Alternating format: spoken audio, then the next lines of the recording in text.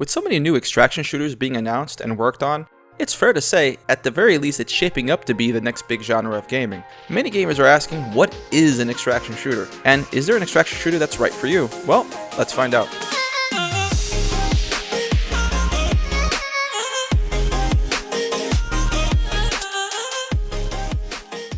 We're going to go over what makes an extraction shooter, talk about the differences between ones currently playable, and why I think this genre is blowing up.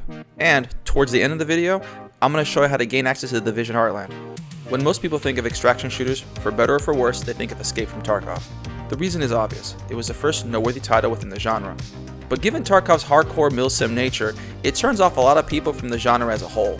And it kinda got to the point in many circles that if it wasn't like Tarkov, it's not an extraction shooter. But there's actually some variety within the extraction shooter genre. Before we go over these different titles, there's still a lot of people who have demonstrated they don't actually know what it is.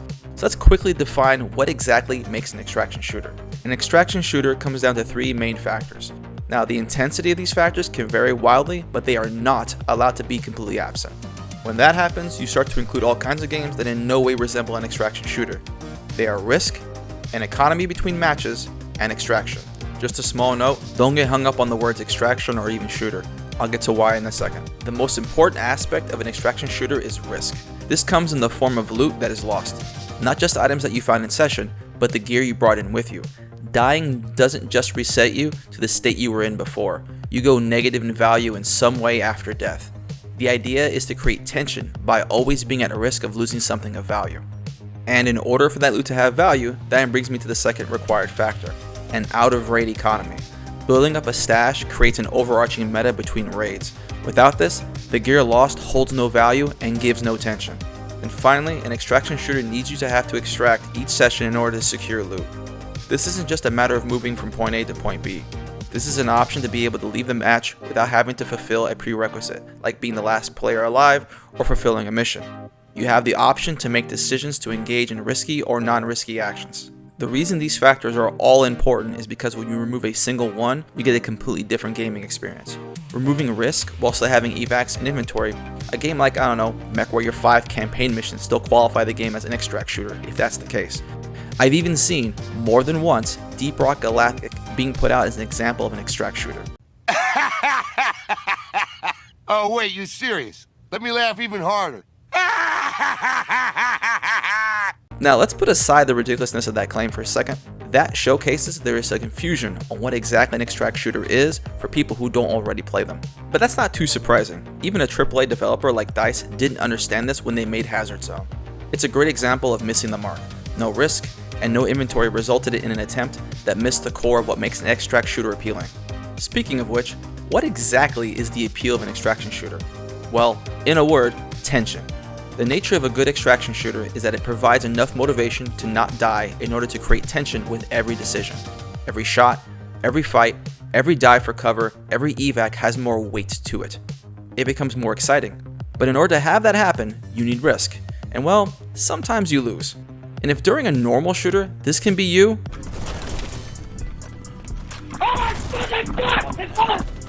maybe that's not a good thing. The good news is there's just enough extraction shooters out there that you can give some of them a try to figure out if it's for you. I'm going to spotlight the notable ones and I'll try my best to explain what makes them all unique, so if you're not currently playing them, you know what to expect. Let's start off with Hunt Showdown. It's one of the best examples to start off with because it meets the definition exactly, but in a way that's approachable to players new to the genre. Unlike most extraction shooters, in addition to your gear, you have hunters that you acquire and can lose. These hunters have perks and all various things that give you the incentive to kind of keep them alive. The biggest advantage to this game is that while it has a robust economy in terms of gear selection, the cost gap is relatively shallow. What I mean by that is that the gap between running a kit that costs you basically nothing and running an expensive kit is small and easily attainable. The combat in this game is also very fair in that same way, as cheap guns are perfectly capable of killing easily. This game also has a unique mechanic where the main objective, other than surviving of course, is to track down and kill the map boss.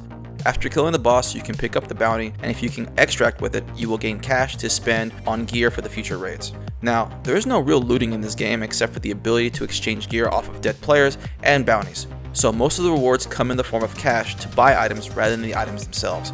It's simple, but it's straightforward and easy to understand.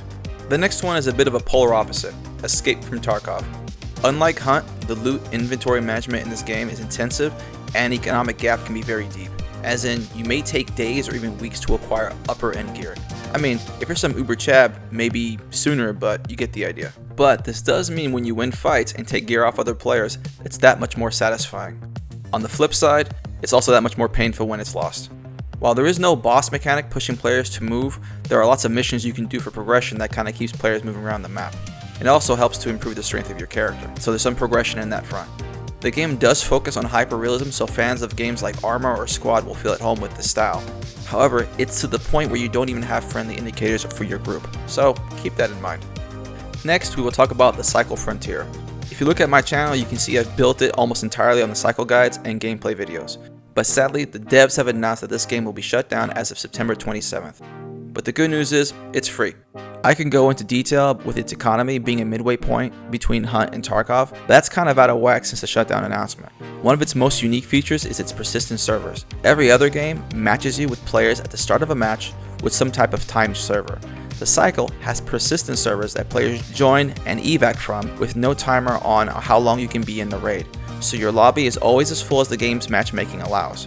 If for nothing else you want to try an extract shooter for free, give this one a shot while you still can.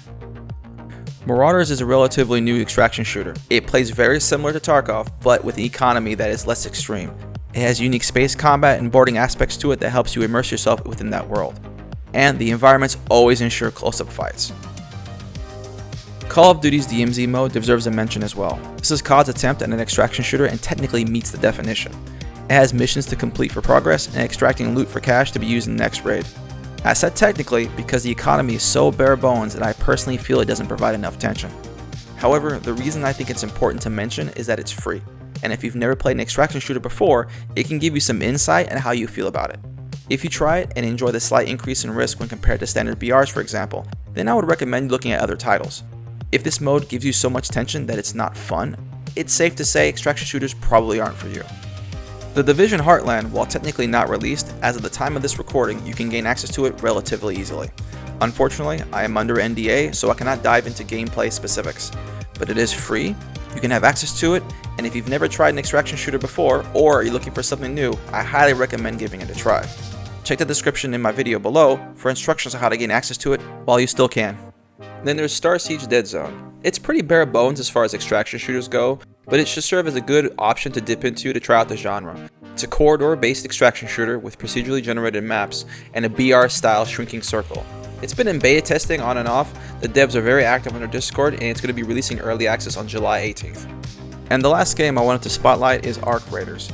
This game had a little bit of drama associated with it this year due to the fact that the original marketing of the game back in 2021 indicated that it would be primarily a PvE co-op focused game. But earlier this year, the devs announced that it would be shifting over to a PvPvE extraction shooter instead.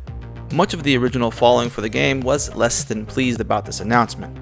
I had the ability to take part in the recent tests, and due to NDA I cannot get into specifics, but I can absolutely recommend you request access for the next round of testing on their Steam page. Those are the ones I wanted to spotlight, but here are some honorable mentions. Vigor is a third-person extract shooter but is only available on consoles, so if you're not a PC gamer, that might be a possible game for you. Badlanders is a third-person extract shooter but is only available on mobile.